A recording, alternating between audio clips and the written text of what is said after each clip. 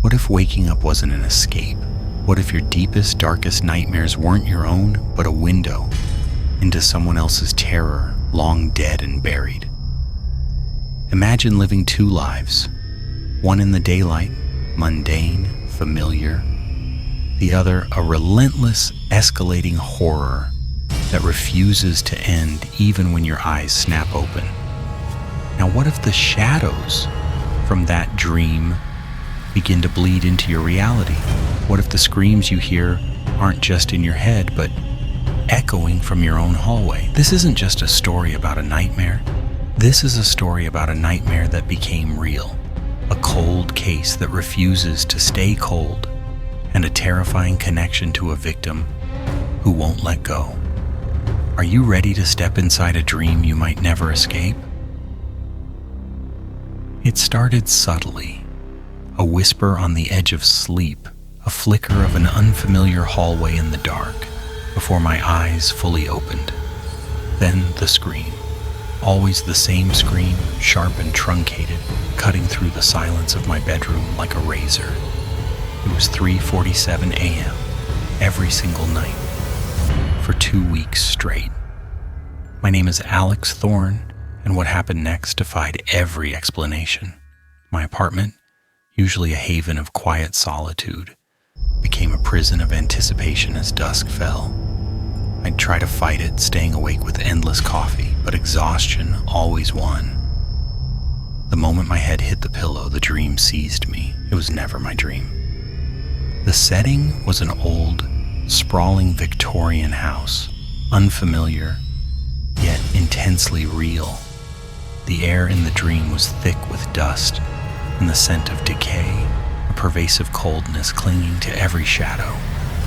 I was always in the role of a terrified witness, unseen but acutely aware of the terror unfolding around me. The scream was always the climax. A woman's voice, raw with agony, followed by a sickening thud. Then I'd jolt awake, drenched in sweat, heart hammering, the scream still vibrating in my bones. I tried to dismiss it as stress, a vivid imagination, but the details were too specific. A moth-eaten tapestry depicting a hunting scene in the main hall. A grandfather clock stuck at 11:23. A single, chipped porcelain doll with one missing eye placed on a dusty mantelpiece. I'd never seen these things in my life, yet they were burned into my memory with chilling clarity. My own past trauma, a car accident years ago that left me with a lingering sense of disorientation and a fear of losing control, made me question my sanity constantly. Was I simply breaking down, or was something truly infecting my mind? Then came the physical manifestations. Small things at first. My apartment, usually pristine, began to show dust in places I'd just cleaned. A pervasive scent, like old roses and damp earth, would subtly fill my living room, the exact smell from the dream's grand hallway. My phone, usually a reliable extension of my hand, would sometimes display the time as 11:23, even if it was actually mid-afternoon. It was like the dream was trying to bleed through to leave its mark on my waking world. One evening, after a particularly vivid dream, I stumbled into my living room, still shaking. My eyes darted to my mantelpiece. There, sitting amidst my usual trinkets, was a porcelain doll. Not just a porcelain doll, but the porcelain doll from the dream, chipped, one eye missing, its painted smile fixed in an unnerving rictus. It wasn't there before. My blood ran cold, turning to ice in my veins. My breath hitched. I hadn't bought it. No one had visited. It had simply appeared. I picked it up, my fingers trembling. The ceramic was cold, unnaturally so, even though my apartment was warm. As I held it, a faint, almost imperceptible sound resonated from within its hollow body, a child's lullaby. Faint, distorted, but unmistakably ring around the rosy. My stomach clenched, bile rising in my throat. I knew this song. My own mother used to hum it to me. How could this doll from a dream know that? A cold dread seeped into my chest, a physical chill that had nothing to do with the air conditioning. It felt like something was touching me, invisible fingers trailing down my spine. I dropped the doll. It hit the wooden floor with a dull thud, but didn't shatter. Instead, its remaining eye seemed to swivel slightly, fixing on me. The lullaby grew a fraction louder, more distinct, as if it was coming from inside my own head. My reflection in the darkened window of my living room showed fleeting glimpses of what shouldn't be there. Faces, pale and distorted, pressed against the glass, gone when I blinked. They were vague, just flashes, but I knew they were there. I knew they were watching. This wasn't just a dream, it was an impossible ghost, a reenactment from a grave long past, and I felt it targeting me. The lullaby seemed to hum in the very structure of the building. A silent scream, and I knew with chilling certainty that this was just the beginning. The doll's one eye seemed to deepen, darken, as if it was drawing me in, promising a flight into terror I'd never forget. The distinct, chilling scent of old roses and damp earth, the same smell from the dream, was now overwhelming. My apartment was no longer my own. Now I'll deepen the fear, just as it deepened for me. My apartment, once my sanctuary, became a fragile barrier. Every hum of the refrigerator, every creak of the building seemed amplified, distorted, swallowed by the immense, oppressive silence that emanated from the porcelain doll now sitting eerily still on my mantelpiece. That silence was heavy, suffocating, punctuated only by that faint, distorted lullaby that now seemed to play directly inside my head, a constant, maddening loop. My home, usually a safe haven, felt like a vast, empty stage for something truly sinister. I could almost feel its dark secrets breathing around us, secrets buried within the forgotten house of my dreams. I tried to fight sleep, but exhaustion was a relentless predator. Each night, the dream pulled me back, deeper into the chilling narrative. I was no longer just a witness. I was slowly becoming a participant. The spectral figures in the Victorian house felt more solid, their silent pleas more desperate. I saw a man, gaunt and furious, arguing with a woman whose face was always obscured by shadow.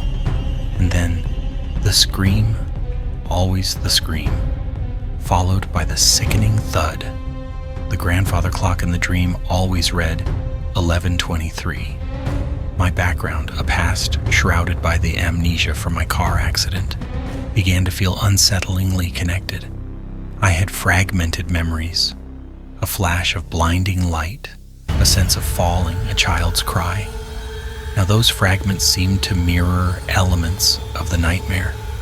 Was I somehow connected to the original event? Was I being haunted by something from the past or hunted by a living shadow, connected to a crime committed long ago? I felt my isolation grow, my paranoia bloom. Liam, my best friend, finally called back, but my attempts to explain sounded like the ramblings of a madman. He advised to sleep, therapy. He was no comfort. I was on my own. The manifestations in my waking life grew more brazen, more impossible. The digital clock on my bedside table, usually perfect, kept skipping. Not just seconds, but minutes, always landing on 11:23. It was like a cruel joke, a taunt from something playing with time itself. Whispers on the radio, too faint to be words, but they knew my name. Sometimes they even knew my thoughts. Afraid, Alex? A raspy voice seemed to hiss from the static when I thought about running, abandoning my home. My neighbors, usually predictable, were acting strangely. Mrs. Chen, usually so meticulous, kept humming "Ring Around the Rosie" under her breath while watering her plants. Her eyes glazed over, eerily similar to the doll's stare. Young Tommy, who lived downstairs, started drawing disturbing pictures of old houses and figures with black hollow eyes, insisting they were the dream people. The motif of the porcelain doll became pervasive. I'd find stray doll eyes around my apartment, even though I'd dropped the original doll and left it untouched. A single, tiny porcelain hand appeared on my desk. The chipped doll on my mantelpiece seemed to shift its position when I wasn't looking, its one eye always fixed on me. It was a constant reminder, a symbol of dread. The tension built slowly. Normal life twisted into something profoundly off or unnatural. My reflection in the darkened windows of the apartment started to show fleeting glimpses of what shouldn't be there, faces pale and distorted pressed against the glass, gone when I blinked. They were vague, just flashes, but I knew they were there. I knew they were watching. Then, an old, leather-bound journal appeared on my coffee table. I hadn't owned it. Its pages were filled with faded, looping script describing a house, a grandfather clock, a tapestry, and a series of disappearances from the 1880s, all centered around a Thorne family estate. This wasn't just a dream haunting. It was psychological terror. The feeling of being watched, hunted, by an unseen force connected to those phantom disappearances growing stronger. With every passing minute, I felt like a rat in a maze, and the walls were closing in. I could almost feel the presence of the lost, a deep, silent hum from outside the veil. It was waiting, and I knew with a horrifying certainty that it was waiting for me. My isolation would complete, and the line between sanity and madness began to blur irrevocably. The journal lay open, its final entry chillingly specific. The doll watches. She wants me to finish the work. The last breath. A cold whisper echoed from the pages themselves, speaking my name. This was the breaking point. Reality shattered. The dream was no longer confined to the darkness of my sleep. It was bleeding into every waking moment, its chilling narrative now directly impacting my physical world. The journal, open on my coffee table, pulsed with a faint, malevolent glow, its pages rippling as if an unseen hand were turning them. The silence from the entities was deafening now, not just an absence of sound, but a heavy, pressing void that filled my ears, pushing against my eardrums. And then, the supernatural force tied to this ancient tragedy and its dark history broke through violently. This wasn't a haunting anymore. It was an active, malicious presence that directly impacted me and threatened to consume my reality. The room flickered. Not just the lights, but the very fabric of my apartment. The walls warped, the furniture seemed to shift. For a split second, my modern living room twisted into the dusty, decaying grand hall of the Victorian house from my nightmares. The moth-eaten tapestry, the grandfather clock stuck at 11:23, the pervasive coldness. It was all there, superimposed over my reality. Figures, translucent and horrifyingly real, stood in the phantom hallway. They were moving, gesturing, their mouths open in silent screams. Their eyes, black pits, stared directly at me. One of them, a gaunt woman with long, dark hair, held up a small, familiar object, the porcelain doll identical to the one on my mantelpiece, now radiating a sickly green light. Then a voice, not human, but a chorus of distorted whispers, like 1,000 ghostly voices talking at once, crackled from the air around me. They overlapped, a cacophony of agony and accusation, then coalesced into a single chilling voice, a woman's, ancient and filled with pain. "You watched us fall, Alex Thorne." It used my full name, a name whispered not from a screen but from the very air, from within the flickering walls. I stumbled back, knocking over my coffee table. "No!" I gasped, the word catching in my throat. "No, I wasn't there!" My mind began to crack. The line between real and unreal blurred to the point of breaking. I questioned my sanity, my memories, and even my identity. Had I done something? Was I truly a witness? The fragmented dreams, the sensation of falling, the child's cry. They weren't dreams anymore. They were memories, suppressed but real, screaming to surface. The horror was intensely personal, aimed at my deepest fears, at a trauma I'd buried so deep I didn't even know it existed. I saw ghostly figures pressed against my living room windows, their faces pale and distorted, their eyes burning with a cold, ancient fury reflecting the distorted images of my living room as it twisted. One of them, a man with a stern, angular face, looked eerily familiar, almost like an older version of myself. Another, a young woman, matched the portrait in the silver locket from the dream. The very air in my apartment grew thick and heavy, pressing down on my chest, making it hard to breathe. It felt like the walls were shrinking, trapping me. A sudden, piercing shriek echoed from outside, from Mrs. Chen's apartment. It was a raw, primal scream of pure terror. Then, an abrupt silence.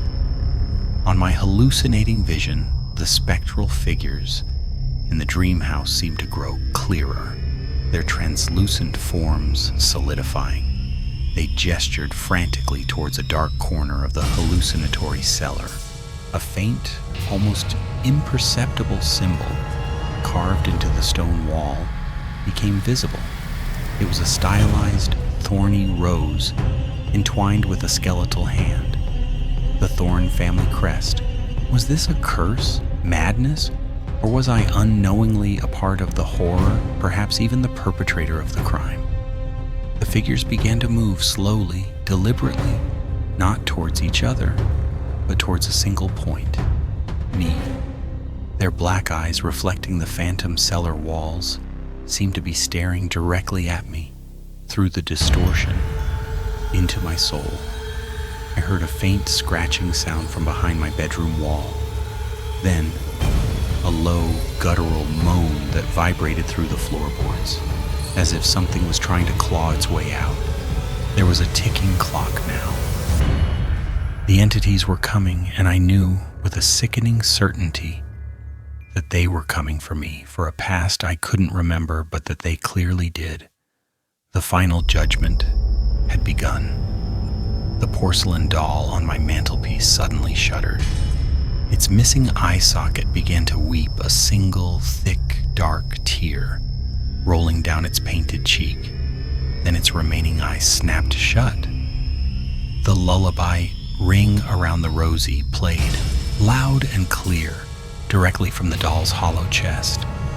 As a chill wind, impossibly, swept through my apartment, the immediate horror found a resolution, but it was never peaceful.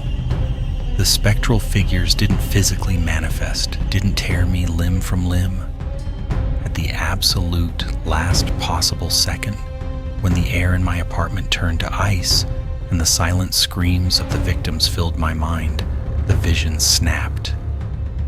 My apartment returned to its normal state, the terrifying overlay dissolving into the mundane. A sudden, deafening silence fell, deeper than any I'd known. It left behind nothing but the lingering scent of damp earth and decaying roses and something metallic, like old, dried blood. Survival felt uneasy and incomplete, tainted by the horrors I witnessed, the crimes uncovered from another's dream. There was no true escape. The horror had simply changed form, found a new host. The chaos that followed was overwhelming. My phone began to ring incessantly, worried calls from Liam, frantic texts from Mrs. Chen's daughter. I answered none of them. My apartment was utterly normal, yet filled with an absence that was more terrifying than any presence. No spectral figures, no hum, no whispers, just a faint, lingering electromagnetic distortion that quickly faded.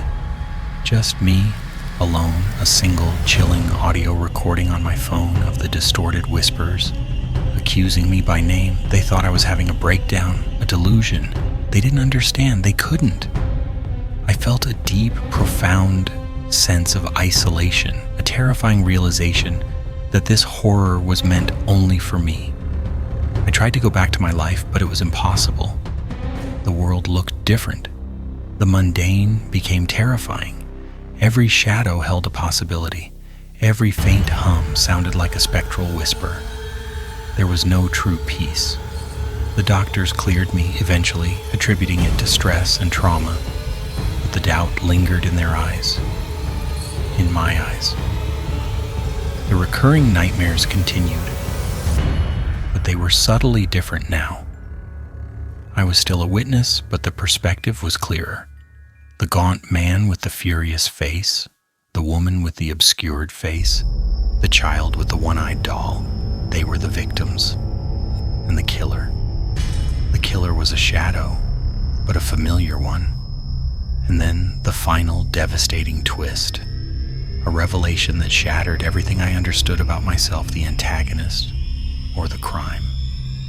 Days later, back in my apartment, staring blankly at the wall, I remembered an old box in the attic. My grandmother's things. I dug through it, desperate for answers, for anything that could explain what happened. I needed to know what the entity meant by "you watched us fall." I found it. A faded photo album tucked away in a corner.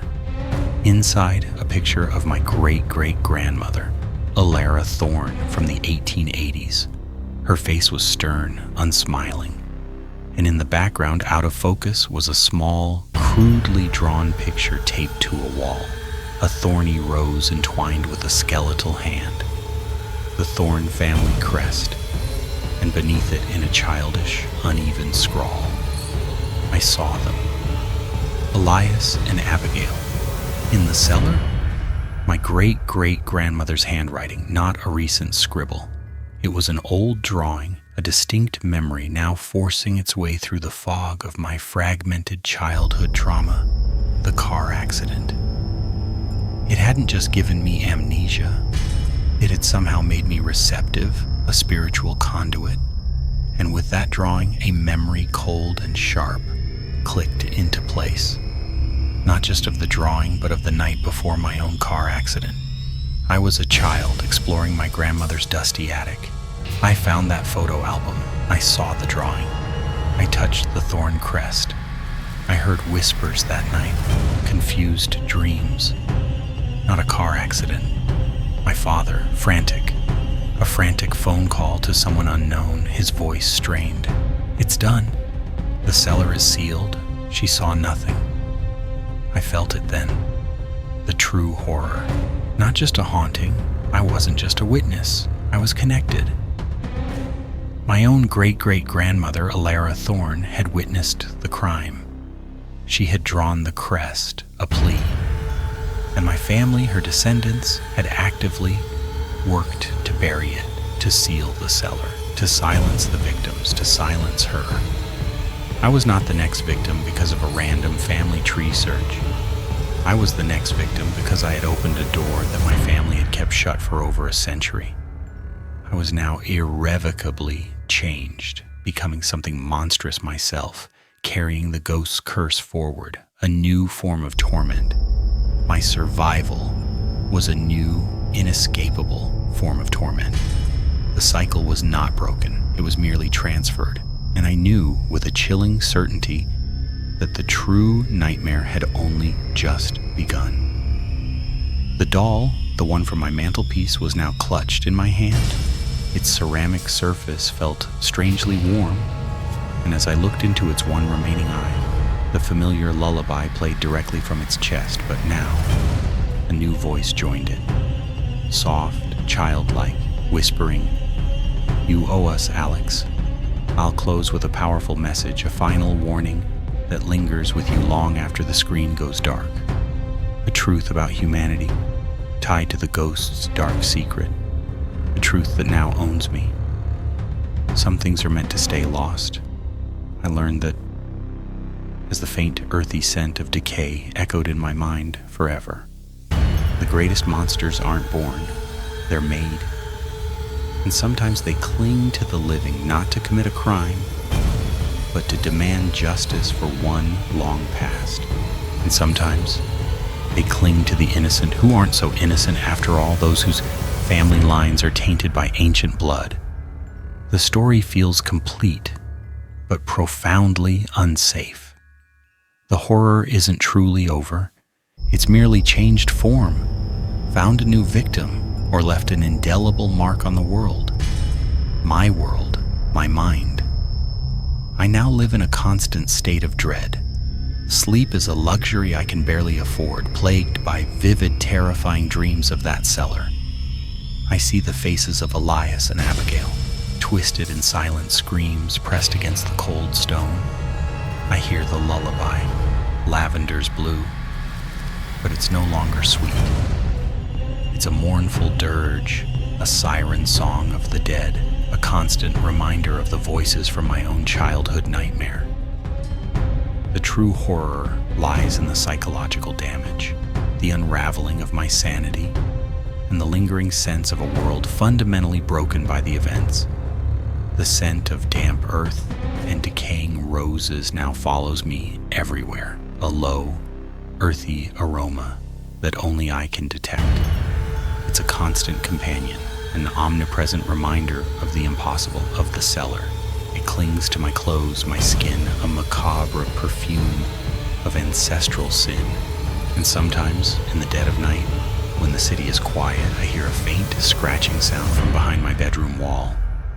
A slow, rhythmic scrape, like someone trying to get out. Or in, I know it's still out there. Or maybe I know it's in here, inside me now, waiting for the full story to unfold. The police files, the old land deeds, the town records from the 1800s. I've spent every waking moment trying to find more, haunted by the whispers. Is it a list of names? A record of where the bodies are truly buried? A key to unlock the curse? I don't know what it holds, but I know the ghosts want it found, and they want me to find it.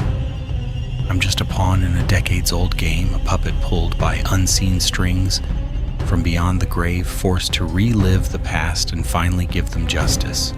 And sometimes I hear a new whisper on the static, not Elias or Abigail's voice, but a child's, clear as day, right next to my ear. It asks, "Are you ready to dig?" I'm not ready, but I know I don't have a choice. The story ends, but the haunting continues, and I'm stuck right in the middle of it. The family tree is not just a record of the past, it's a map to my own damnation. The porcelain doll clutched in my hand pulses with a cold, faint light, its one remaining eye seeming to glow. A faint, almost imperceptible line of text appears across its forehead, tiny and red like a brand. He still watches. A new antagonist, a new layer of dread, a chilling promise that the nightmare has only just truly begun.